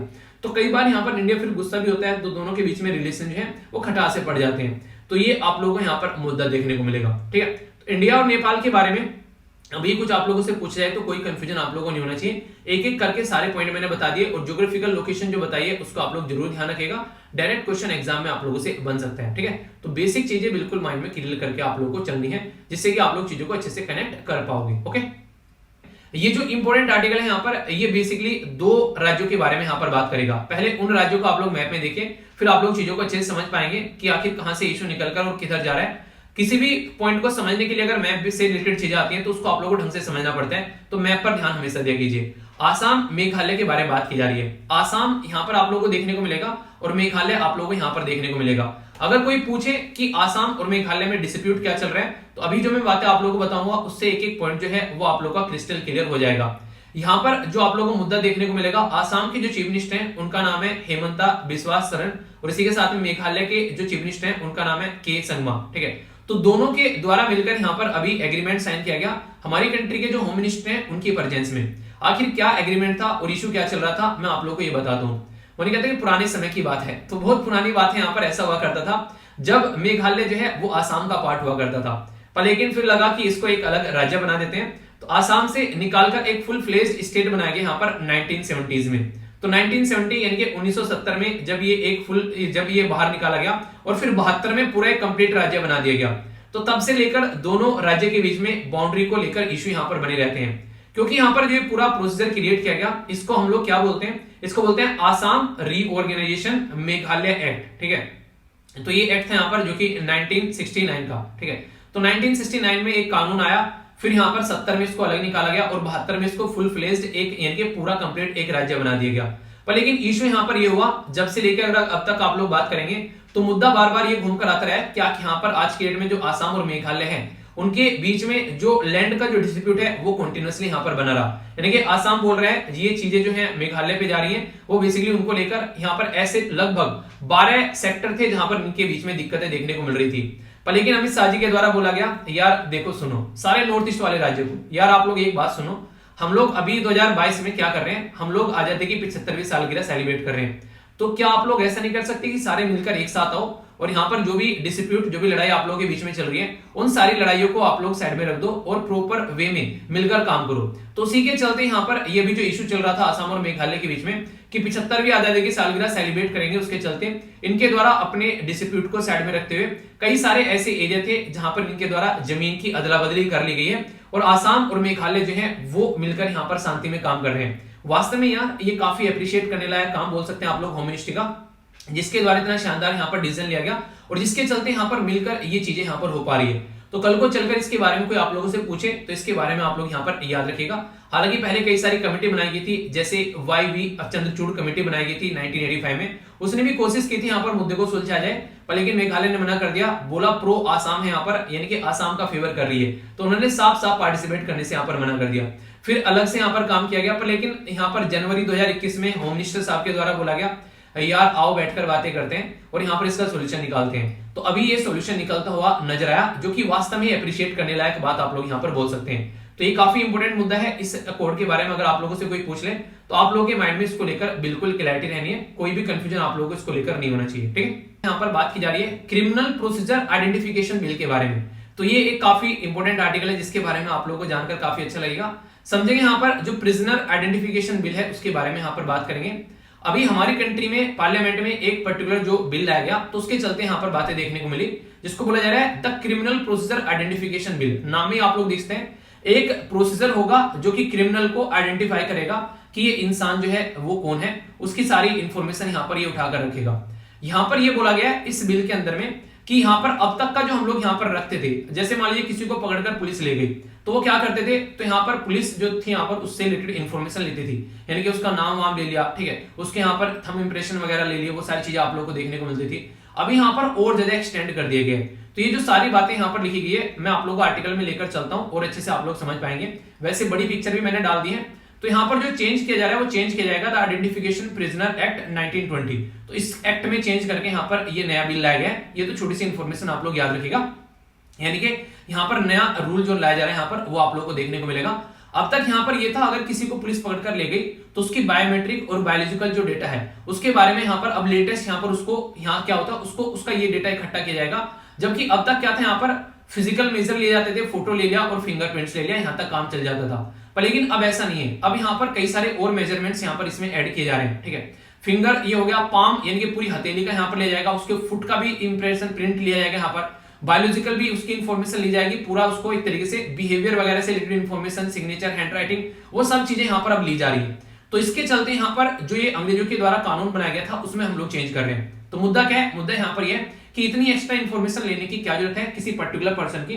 तो उसके चलते यहाँ पर बोला गया जो प्रैक्टिस है यहाँ पर तो उसमें फोटोग्राफ, फिंगरप्रिंट्स यहाँ पर पहले ये हुआ करते थे, अब और एक्स्ट्रा इंफॉर्मेशन आप लोगों ने लेना स्टार्ट कर दिए। तो इसके चलते यहाँ पर इश्यू बन गया है। तो क्रिमिनल प्रोसीजर जो आइडेंटिफिकेशन बिल है उसमें ये बोला जा रहा है कि हमारी कंट्री में एक पर्टिकुलर कानून आया था जो मैंने आप लोगों को कई बार पढ़ाया, उसके ऊपर यूपीएससी ने क्वेश्चन भी पूछा। क्वेश्चन क्या था कि प्राइवेसी जो है वो संविधान में कौन से आर्टिकल के अंदर फंडामेंटल राइट के तौर पर आती है यहाँ पर, ठीक है। तो याद रखिएगा यहाँ पर बेसिकली आर्टिकल जो आप लोगों को याद रखना है आर्टिकल 21 है, जिसमें बात करते हैं राइट टू प्राइवेसी के बारे में। और ये कहां से निकल कर आई, हमारी कंट्री में केस आया था जिसको केस पुत्तास्वामी केस बोलते हैं। और ये जो केस था ये 2017 में था। इसमें ये बोला गया कि इंडिविजुअल पर्सन की प्राइवेसी को हनन आप लोगों को नहीं करना है यहाँ पर, ठीक है। तो ये बातें यहाँ पर देखने को मिली। इसी के साथ में जो प्राइवेसी है उसको फंडामेंटल राइट भी बना दिया गया। तो ये काफी बेहतरीन स्टेप आप लोगों को यहाँ पर देखने को मिला, जिसके बारे में आप लोग यहाँ पर याद रखिएगा। आप लोगों को इसके बारे में पता होना चाहिए। कई बार आप लोगों से क्वेश्चन भी पूछ ले जाते हैं, तो आप लोगों को उसको लेकर कोई डाउट नहीं होना चाहिए। देखिए जब भी कोई ऐसा पॉइंट आप लोगों की जिंदगी में कोई क्वेश्चन बनता है ना, उसके बारे में आप लोगों को क्लैरिटी होनी चाहिए। क्योंकि जब ऐसे क्वेश्चन पूछे जाते हैं तो ये माना जाता है एक तरीके से कि हाँ आप लोगों ने इसको ढंग से समझ रखा है। आप लोगों को याद होगा मैंने आप लोगों को एक पॉइंट बताया था जिसमें मैंने गोल्डन ट्रायंगल के बारे में बात की थी, ठीक है। तो गोल्डन ट्रायंगल भी आप लोग याद रखिएगा। जब यहाँ पर जब आर्टिकल 3 आर्टिकल आप लोगों को देखने को मिलते हैं, तो आर्टिकल 14 हो गया, ठीक है। इसी के साथ में आर्टिकल यहाँ पर 19 हो गया और यहाँ पर हो गया आर्टिकल 21। तो ये 3 आर्टिकल ऐसे हैं जो कि एक दूसरे के साथ में काफी हद तक कनेक्टेड आप लोगों को देखने को मिलेंगे। इन तीनों आर्टिकल के बारे में याद रखिएगा। यहाँ बात करते हैं इक्वालिटी बिफोर लॉ, ठीक है। यहाँ पर बात करते हैं राइट टू लाइफ के बारे में, यहाँ पर बात करते हैं बेसिकली जो राइट टू फ्रीडम के बारे में, और यहाँ पर बात करते हैं राइट टू लाइफ और पर्सनल लिबर्टी के बारे में। तो ये तीनों आर्टिकल को मिलाकर हम लोग गोल्डन ट्रायंगल का नाम हम लोगों के द्वारा दिया गया है। अब आप लोगों से क्वेश्चन यहाँ पर ये भी पूछा जा सकता है कि गोल्डन ट्रायंगल का कॉन्सेप्ट जो है वो कहां से निकाल कर लाया गया। तो ये काफी इंपॉर्टेंट है, इसको आप लोगों को जरूर याद रखना है। तो हमारी कंट्री में केस आया था जिसको बोलते हैं मेनका गांधी। तो Maneka Gandhi versus Union of India का केस था यहाँ पर। तो उस केस में से यहाँ पर ये बेसिकली रूल निकाल कर लाया गया गोल्डन ट्रायंगल का, यानी कि ये बोला गया ये जो आर्टिकल्स हैं ये काफी लार्ज स्केल पर अपने एक दूसरे के साथ में कनेक्टेड आप लोगों को देखने को मिलेंगे। तो यहाँ पर इनको लेकर साथ में चलने की बात की जाती है कई बार। तो एक तरीके से यहाँ पर इंसान जो है यहाँ पर इन आर्टिकल से काफी ज्यादा कनेक्टेड है हमारी कंट्री में, और ये जो आर्टिकल है काफी बेहतरीन तरीके से मैंने पॉलिटी के अंदर आप लोगों को कवर भी किए हैं, तो इसके बारे में आप लोग जाकर जरूर पढ़िएगा। बेसिकली आप लोग जो आर्टिकल जो है ये सारे जिनके ऊपर मैंने पॉलिटी के अंदर लेक्चर बना रखे हैं, तो इसी के बारे में यहाँ पर बात की जाएगी। तो छोटा सा कॉन्सेप्ट अगर कोई पूछ ले तो इसके बारे में आप लोगों को इन्फॉर्मेशन होनी चाहिए, ठीक है। आगे अगर बात करें यहाँ पर वोलेशन की बात की जा रही है आर्टिकल 20 के अंदर भी, ठीक है। यहाँ पर बात करते हैं सेल्फ इंक्रिमिनेशन के बारे में, ठीक है। तो ये आप लोग यहाँ पर याद रखिएगा, इसका मतलब क्या होता है। अगर कोई आप लोगों से मतलब पूछ ले तो पूछा जा सकता है कई बार, तो मैंने यहाँ पर पूरा मीनिंग आप लोगों को बता दिया। यहाँ पर कई बार आप लोगों से ऐसे क्वेश्चन पूछ जाते हैं, ठीक है। तो यहाँ पर एक एक्नॉलेजमेंट नहीं होता है, आप लोगों ने पहले अगर आप लोगों को याद हो तो जैसे AI-EEE का मुझे याद आ रहा है फॉर्म भरा करते थे, तो उसमें क्या होता था, एक एक्नॉलेजमेंट लेटर आया करता था कि हाँ फॉर्म, सर IIT का भी भरने से आता था यहाँ पर कि फॉर्म सबमिट हो गया है, ठीक है। एक्नॉलेजमेंट होता है ना एक तरीके से किसी को डिलीवर कर दिया, डिलीवरी हो चुकी है, तो आप लोगों को यहाँ पर देखने को मिलेगा। तो इस तरीके से बातें की जा रही है। तो यहाँ पर ये एक तरीके से ये जो शब्द है इसके बारे में आप लोग याद रख सकते हैं, ठीक है। तो ये मैंने अलग से डाल दिया, इसलिए मैंने कहा आप लोगों को पता होना चाहिए थोड़ा सा, तो एक इन्फॉर्मेशन डाल दी। अगर बात करें यहाँ पर मुद्दा ये है कि आप लोगों ने डेटा तो सारा ले लिया, उसके थंबनेल ले लिए, उसके एक तरीके से मतलब एक थंब इंप्रेशन ले लिया आप लोगों ने, उसके सारी चीजें इकट्ठी कर लिया आप लोगों ने, पर रियलिटी में देखने वाला मुद्दा यहाँ पर ये निकल कर आता है कि क्या आप लोग उसको कैसे लेकर चल रहे हो, यानी कि आप लोग क्या यहाँ पर उसको प्रिजर्व रख पाओगे ढंग से, आप लोग उसको शेयर करोगे, उसको डिसेमिनेट करोगे, डिस्ट्रॉय करोगे। तो बोला जाता है कि 75 साल तक यहाँ पर डेटा को रिकॉर्ड करके रखा जा सकता है, पर लेकिन उसको किस तरीके से आप लोग रखोगे, इंसान की प्राइवेसी का हनन होगा, ठीक है। सेफ्टी और डेटा के बारे में बात करते हैं तो आप लोग चीजों को सेफ नहीं रख पाते हैं, तो वो इश्यू यहाँ पर देखने को मिलेगा। तो बहुत सारे ऐसे मुद्दे निकल कर आ रहे हैं जिनके ऊपर बात करनी चाहिए और जिनको यहाँ पर लेकर चलना चाहिए। तो उसी के चलते कई सारी बातें हैं। स्ट्रॉन्ग डेटा प्रोटेक्शन अगर लॉ के बारे में आप लोग बात करते हैं, हमारे कंट्री में ऐसा कानून अब तक है नहीं है। अच्छा, एक कमेटी का नाम आप लोगों को मैंने बताया था कई बार, वो कमेटी का नाम बताइए जो कि डेटा प्रोटेक्शन बिल के बारे में यहाँ पर बात करती है। आज तक भी वो कमेटी जो है वो ठंडे बस्ते में पड़ी हुई है, तो हम लोग कैसे चीजों को लेकर चल रहे हैं ये हम लोग को यहाँ पर समझना पड़ेगा।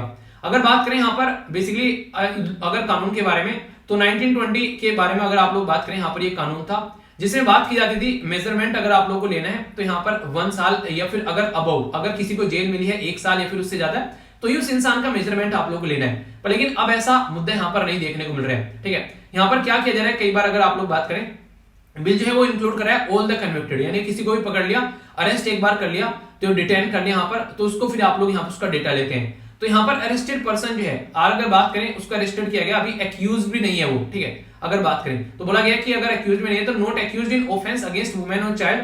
तो यहाँ पर बोला जा रहा है कि उसको, अगर यहाँ पर बोला जा रहा है कि उसको अटैच किया जाता है तो 7 या फिर उससे ज्यादा डिसअलाउ किया जाएगा टेकिंग द सैंपल्स, ठीक है। पर लेकिन रियलिटी में अगर बात करें तो ये बोला जा रहा है वुमेन और चाइल्ड से रिलेटेड अगर बात करें, पर मुद्दा यहाँ पर ये, मान लीजिए मैं आप लोगों को, जैसे कई बार मैं आप लोगों को बोलता हूँ कि आप लोगों को टेलीग्राम पर जाना है, पीडीएफ डाउनलोड कर लेना, फ्री ऑफ कॉस्ट है।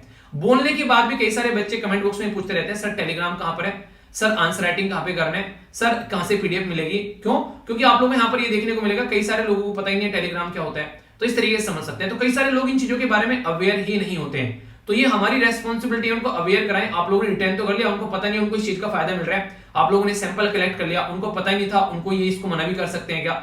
तो एक प्रॉपर अवेयरनेस होनी चाहिए यहाँ पर। ऐसी चीज आप लोग फेक वेक चीज रखते ही हो जिससे यहाँ पर एक तरीके से इंसान जो है, अगर किसी को पुलिस पकड़ के ले गई वो वैसे ही सहमा रहेगा, ठीक है, उसकी वैसे ही दिमाग ऐसा रहेगा कि पता नहीं क्या हो गया है, तो ऐसे इश्यूज देखने को मिलेंगे। तो ऐसे इंसान को आप लोग यहाँ पर बेसिकली पहले ही आप लोगों को प्रेशर में है, यहाँ पर पुलिस ने पकड़ लिया, तो इस तरीके से ये कंट्रोवर्शियल बिल है, इसमें कई सारे एक्टिविस्ट को यहाँ पर गिरफ्तार कर लिया जाता है, ठीक है, इनोसेंट लोगों को गिरफ्तार कर लिया जाता है, कई बार कोई गवर्नमेंट के खिलाफ कुछ बातें बोल रहा है उसको गिरफ्तार कर लिया जाता है। तो यहाँ पर चीजें आप लोगों को समझनी पड़ेगी कि किस तरीके से आप लोग चीजों को लेकर चल रहे हैं। तो स्टैंडिंग कमेटी के बारे में बात की जाए तो उसको यहाँ पर ये बिल भेजना चाहिए जिससे कि चीजों को यहाँ पर देखा जाए, ठीक है। तो काफी इंपोर्टेंट है, यहाँ से कई बार क्वेश्चन आप लोगों से एग्जाम में पूछे जाते हैं, थोड़ा याद रखेगा। सोचा एक्स्ट्रा इन्फॉर्मेशन डाल दो स्टैटिक के बारे में, तो देख लीजिएगा। वैसे मैंने सारी पार्लियामेंट्री की स्टैंडिंग कमेटी जो है वो यहाँ पर प्रोवाइड करा रखी है आप लोगों, उनके ऊपर लेक्चर। एक बच्चे के द्वारा बोला गया, सर पार्लियामेंट्री की स्टैंडिंग कमेटी पढ़कर मजा आ गया कह रहा है सर मैंने क्लास ली थी, वहां पर भी इस तरीके से नहीं पढ़ाया गया था। तो देखो यार, बड़ी जी से वो नहीं कहते जी जान लगाकर मैंने वो पॉलिटी पढ़ाई थी, ठीक है। तो इस तरीके से आप लोग उनको देख सकते हैं, एक एक चैप्टर को काफी डिटेल में कवर किया है मैंने, तो उसको अच्छे से एंजॉय करिए आप लोग यहाँ पर। और पीडीएफ भी टेलीग्राम पर मैंने पोस्ट कर रखी है, अगर आप लोग जाकर देखोगे ना तो टेलीग्राम पर जब आप लोग जाओगे तो यहाँ पर पीडीएफ भी सारे आप लोग को मिल जाएंगे। 1 मिनट अभी आप लोग देखना, कई सारे बच्चे पीडीएफ के बारे में पूछते रहते हैं, तो कंप्लीट जो मंथली पीडीएफ उनकी भी मिल जाएगी आप लोग यहाँ पर, और पीडीएफ देखें यहाँ पर, ठीक है। तो सारी आप लोग यहाँ पर कॉन्स्टिट्यूशन मेकिंग, यहाँ सारी पीडीएफ आप लोग को प्रोवाइड करा रखी है। तो तो इनको भी जाकर आप लोग डाउनलोड कर सकते हैं, ठीक है। तो जो भी दिक्कत हो तो देख लिया करो, और देखिए कोई क्वेश्चन पूछते हैं ना उसको आप लोग भी बता दिया करो, ठीक है। सारी चीजें मतलब मैं ही बताऊं, कई बार नहीं बता पाता हूं, तो आप लोग थोड़ा सा बीइंग ए फैमिली इस चीज को जरूर सपोर्ट किया करो, ठीक है। आर्टिकल 105 जो है यहाँ पर बेसिकली कमेटी के बारे में बात करें तो पार्लियामेंट्री कमेटी के बारे में 105वां आर्टिकल है यहाँ पर on privilege of the parliamentary member, तो ये कमेटी देखने को मिलेगी। और आर्टिकल 118 है यहाँ पर जो कि स्टैट्यूटरी प्रोविजन के बारे में बात करते हैं। टोटल जो कमेटी है यहाँ पर आप लोगों को कई सारी कमेटी देखने को मिलती है, जैसे फाइनेंशियल कमेटी हो गया, स्टैंडिंग कमेटी हो गया, एडहॉक कमेटी हो गया, एडमिनिस्ट्रेटिव कमेटी हो गया।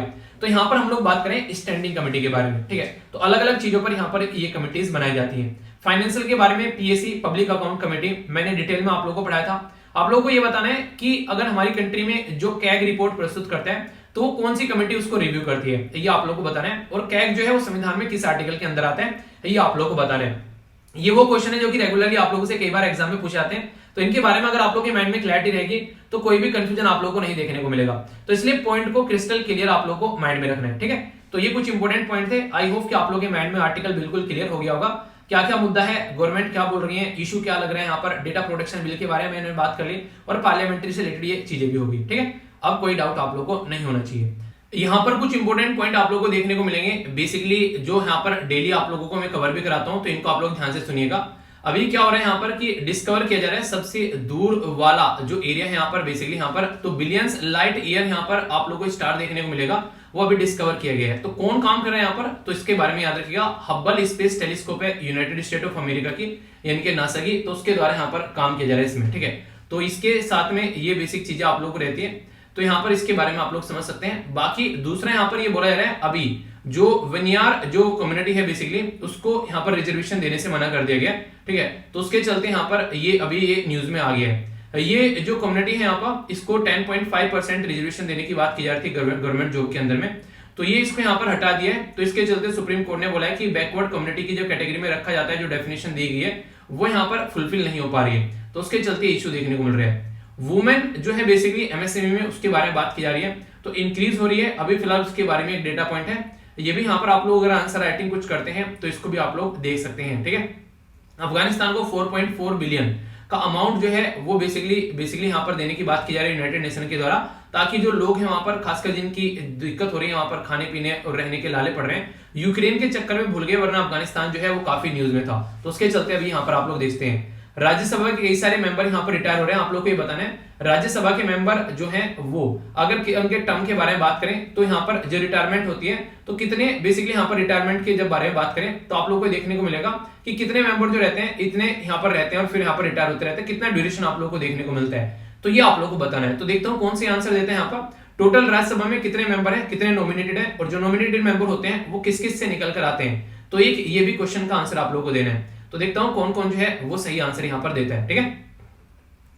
आगे चलते हैं, यहां पर न्यूज एनालिसिस में यहां पर बात करेंगे यूएसए के जो एनएसए नेशनल सिक्योरिटी जो एडवाइजर हैं उनके द्वारा बेसिकली बोला गया है इंडिया को कि कॉन्सिक्वेंसेस झेलने पड़ेंगे अगर रशिया के साथ में वो आगे ट्रेड डील को कंटिन्यू करते हैं और रशिया के साथ में मिलकर काम करते हैं, क्योंकि अभी रशिया के जो लीडर हैं हमारे देश में आने वाले हैं, तो उसके चलते यहाँ पर अभी उससे पहले यूएसए ने अपने लीडर भेजे हमको धमकी देने के लिए, तो हमने बोला कि प्यार से काम कराओगे तो कुछ भी कर देंगे, पर लेकिन अगर यहाँ पर गुस्से में कराओगे तो भाई साहब हम कुछ नहीं मानेंगे। तो ये बातें आप लोग देखते हैं, ठीक है। Arm force special power act के बारे में काफी इंपोर्टेंट न्यूज निकल कर आ रही है, बोला जा रहा है कि इसको रिड्यूस किया जाएगा, तो इसके चलते यहाँ पर काफी इंपोर्टेंट है, तो रिड्यूस करने की बात की जा रही है arm force special power act को।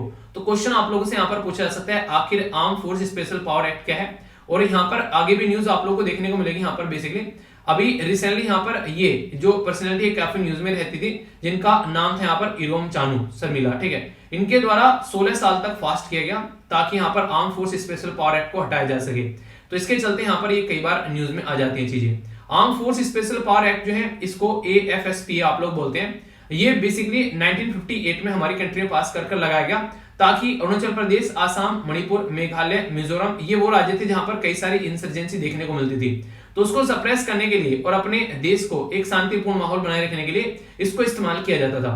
पर लेकिन कई बार इसके ऊपर क्वेश्चन मार्क भी लगाए जाते हैं कि आखिर क्यों इसको इतना यूज करते हैं, क्योंकि यहाँ पर सुप्रीम कोर्ट के द्वारा भी बोला गया कि आप लोगों को चेक करना पड़ेगा कि ये सही है कि कितना आप लोग इसका मिसयूज तो नहीं हो रहा है, क्योंकि पावर काफी ज्यादा दे दी जाती है आर्म फोर्स को, कहीं पर भी जाकर किसी को अरेस्ट कर सकते हैं, किसी के भी घर में चेक कर सकते हैं, प्रॉपर्टी जब्त कर सकते हैं, और अगर उनके खिलाफ कुछ एक्शन लेना होगा तो गवर्नमेंट से पूछना पड़ेगा, सेंट्रल गवर्नमेंट से, तभी आप लोग यहाँ पर उनके खिलाफ कुछ कर पाएंगे। तो इसी के चलते एसपी जो यहाँ पर बीपी जीवन रेड्डी है उनके द्वारा सजेस्ट किया गया कि रिपील कर देना चाहिए, क्योंकि डेमोक्रेसी के लिए सही नहीं है, आर्म फोर्स स्पेशल पावर है। तो ये कई सारे ऐसे इश्यूज हैं जिसके बारे में कई बार आप लोगों ने कई सारी बातें सुनी होगी, तो इंपॉर्टेंट है, हल्का सा आइडियाज के बारे में आप लोग रख सकते हैं। ठीक है, तो ये थी कुछ बातें। बाकी यहाँ पर जो मैंने अभी आप लोगों को बताया, सुप्रीम कोर्ट ने स्ट्राइक डाउन कर दिया है, जो विनियार कोटा है यहाँ पर रिजर्वेशन जो बेस था यहाँ पर वो सही नहीं था, ऐसा यहाँ पर बोला गया। तो 10.5% रिजर्वेशन जो है यहाँ पर हटा दिया गया। मोस्ट बैकवर्ड कम्युनिटी बोला गया था, तो मोस्ट बैकवर्ड कम्युनिटी में इसको नहीं डाला गया, ये बात यहाँ पर है। देखते हैं आगे चलकर। अभी श्रीलंका में काफी ज्यादा खस्ता हालत हो रखी है बहुत सारी चीजों को लेकर। तो यहाँ पर जो स्टैलिन साहब है वो बोल रहे हैं कि प्राइम मिनिस्टर साहब को कि हमको श्रीलंका सपोर्ट भेजने दो। तो उसी के चलते यहाँ पर है कि एक तरीके से आने वाले टाइम में कंपनसेशन की बात की जा रही है जीएसटी में, कि उसको भी आगे एक्सटेंड कर दो, क्योंकि जीएसटी जब 2017 में लाया गया था तो 5 साल तक कंपनसेशन की बात की गई थी। अब ये इसको बोल रहे हैं कि 2022 के बाद भी कंपनसेशन एक्सटेंड कर दो।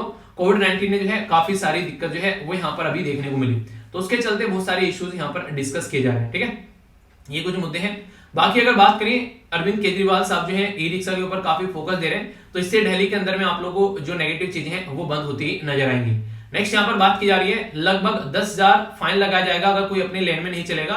तो इससे देखिए एक्सीडेंट होने के भी चांसेस कम रहते हैं, और जैम वगैरह जो लगता है वो भी यहाँ पर कम होगा, तो अच्छी बात है यहाँ पर। ठीक है, आगे बात करें, ये एक ऐसी न्यूज है जो कि आप लोग बेसिकली अपनी जिंदगी में भी इसको इंप्लीमेंट कर सकते हैं। ये देखिए, कच्चे घड़े अगर आप लोग खरीदेंगे तो यहाँ पर इन लोगों को तो फायदा देखने को मिलेगा, आप लोगों को फायदा देखने को मिलेगा। पानी जो रहता है यहाँ पर इसके अंदर जो रखा जाता है काफी हेल्दी है एज कम्पेयर टू जो प्लास्टिक की बोतल्स वगैरह रखने के लिए आप लोग यूज करते हैं। ठीक है, तो इसको जरूर यूज करो। तो यहाँ पर अगर इसी के साथ में ये बर्तन आप लोग ले सकते हैं, जैसे कि अभी गर्मी आ रही है तो जो चिड़ियाएं वगैरह होती है उनके लिए पानी भी आप लोग रख सकते हो। ठीक है, तो ये बेसिक चीजें। नेक्स्ट यहाँ पर बात की जा रही है चिल्का लेक के बारे में। तो डॉल्फिन की पॉपुलेशन को काउंट किया गया, तो उसी के चलते यहाँ पर ओवरऑल डॉल्फिन जो है उड़ीसा के अंदर बोला गया इंक्रीज हो गया है 544 से लेके 726। ठीक है, तो एक अच्छी बात है यहाँ पर लेकिन आप लोगों को चिल्का लेक के बारे में कुछ बातें मैं आप लोगों को बताने वाला हूँ, जिसके बारे में आप लोगों को आइडिया रखना है। ठीक है, जैसे चिल्का लेक के बारे में आप लोगों ने सुना होगा कि ये बैकिस वाटर लेक एक लैगून है। यहाँ पर पहले तो लैगून शब्द आप लोगों को पता होना चाहिए। लैगून क्या होता है, कोई भी ऐसी जो वाटर बॉडी होती है, ठीक है, वो एक तरीके से कट जाती है, साइड में हो जाती है इस तरीके से, तो ये लैगून इसको बोल देते हैं। तो ये टर्म आप लोगों से ज्योग्राफी में कई बार ऐसी चीजें पूछ ली जाती हैं कि एक मेन वाटर बॉडी से डिस्कनेक्टेड जो बॉडी होती है उसको नॉर्मली लैगून आप लोग यहाँ पर बोल देते हैं। और यहाँ पर बैकिस वाटर के बारे में अगर आप लोगों से बात करूं तो नॉर्मली अगर पानी की क्वालिटी आप लोग देखोगे, जैसे यहाँ पर ये हो गया बेसिकली ब्राइनी वाटर, ठीक है, तो यहाँ पर पार्ट्स पर मिलियन जो होते हैं इसके अंदर जो भी चीजें मिली होती हैं वो 50+ होता है। एक होता है यहाँ पर सैलिन वाटर, इसके अंदर 30 से लेके 50 तक पार्ट्स पर मिलियन आप लोगों को सोल्ट वगैरह या सी वाटर आप लोगों को देखने को मिलेगा। बैकिस वाटर जो होता है ये 5 से लेके 30 तक आप लोगों को देखने को मिलेगा। ठीक है, और यहाँ पर जो फ्रेश वाटर होता है उसमें 0 से लेके 5 तक का, यानी कि अगर कोई पूछ ले कि कहां पर आता है ये पानी, तो याद रखिएगा ये बेसिकली सालिन वाटर और इसी के साथ में यहाँ पर जो फ्रेश वाटर होता है उसके बीच का पानी आप लोग को देखने को मिलेगा, जिसको आप लोग यहाँ पर ब्रैकिस वाटर की कैटेगरी में रखते हैं। तो ये जो पानी इसका आप लोग को नजर आता है यहाँ पर, ये ब्रैकिस वाटर आप लोग को देखने को मिलता है।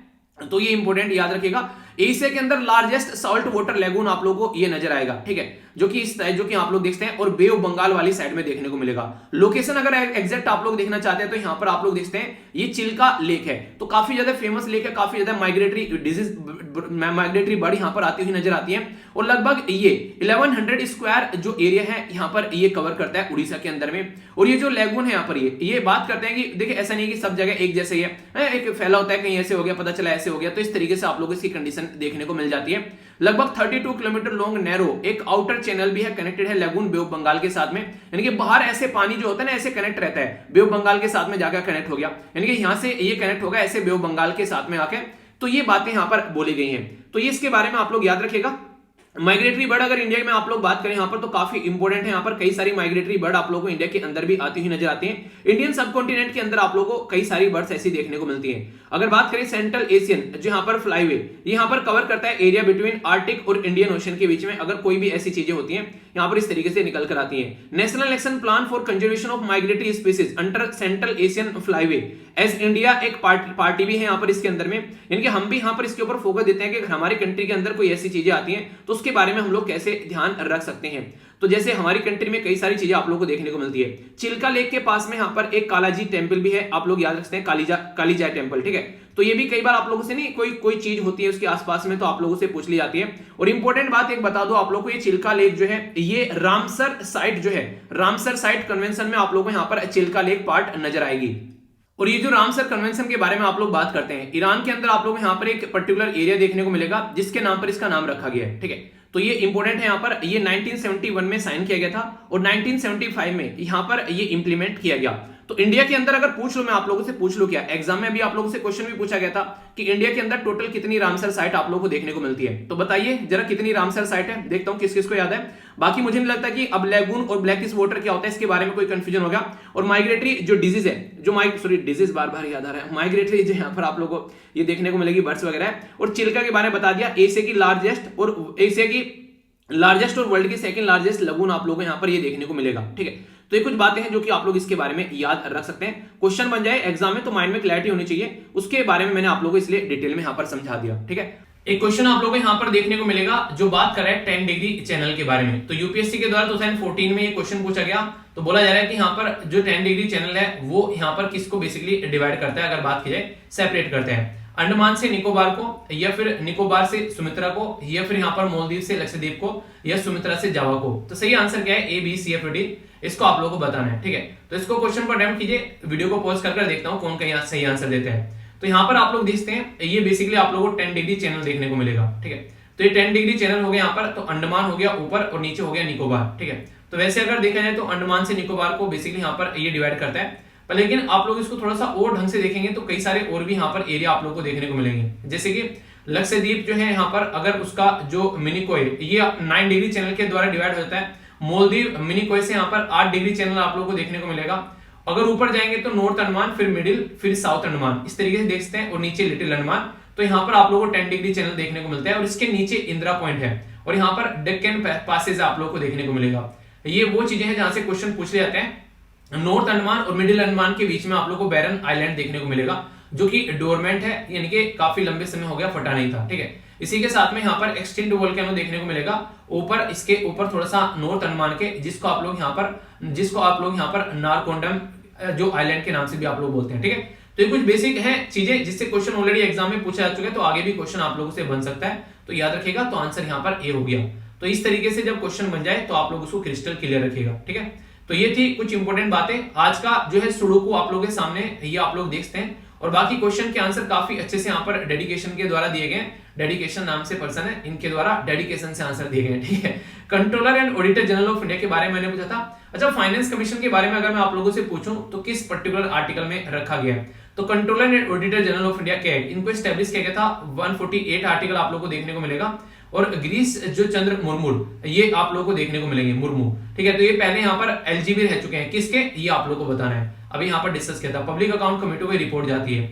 9 टच करते हैं कोस्टल लाइन, ये आप लोगों को मैंने बताया। और बाकी यहाँ पर ये बेसिकली एरिया भी आप लोगों को देखने को मिलेगा जो कि यूनियन टेरिटरी का है। ठीक है, मनी बिल जो है 110 में आता है, और यहाँ पर पोषण माह जो है वो सितंबर देखने को मिलता है, और बाकी पोषण माह के बारे में ये सारी चीजें भी हैं। तो बेसिक चीजें काफी अच्छे से कवर की गई हैं। ठीक है, कल जो था आप लोग का वोकैबुलरी में नहीं पढ़ा पाया था, माइंड से निकल गया, तो आज आप लोगों के लिए एक्सोडस होता है, बेसिकली कहीं से निकाल कर जाना चाहिए, डिपार्चर होना एक तरीके से। ठीक है, सरप्लस यानी कि अतिरिक्त यहाँ पर, इसी के साथ में टार्निश, कलंकित आप लोगों को देखने को मिलेगा। इसी के साथ में बात की जा रही है यहाँ पर डिस्पैरिस के बारे में, हंसी उड़ाना, और एक तरीके से फ्रोज यानी कि जाली, यानी कि नकली चीजें, कॉपीड या फेक चीजें आप लोग बोल सकते हैं। 2 क्वेश्चन मैं पोस्ट कर दूंगा टेलीग्राम पर, उनको आप लोग जरूर देखिएगा, जो कि आप लोग को अटेम्प्ट करने होते हैं। ठीक है, रेगुलरली मैं आप लोग को 2 क्वेश्चन देता हूं आंसर राइटिंग के लिए, तो उनको आप लोग अगर अच्छे से अटेम्प्ट करेंगे तो कोई भी दिक्कत आप लोग को देखने को नहीं मिलेगा।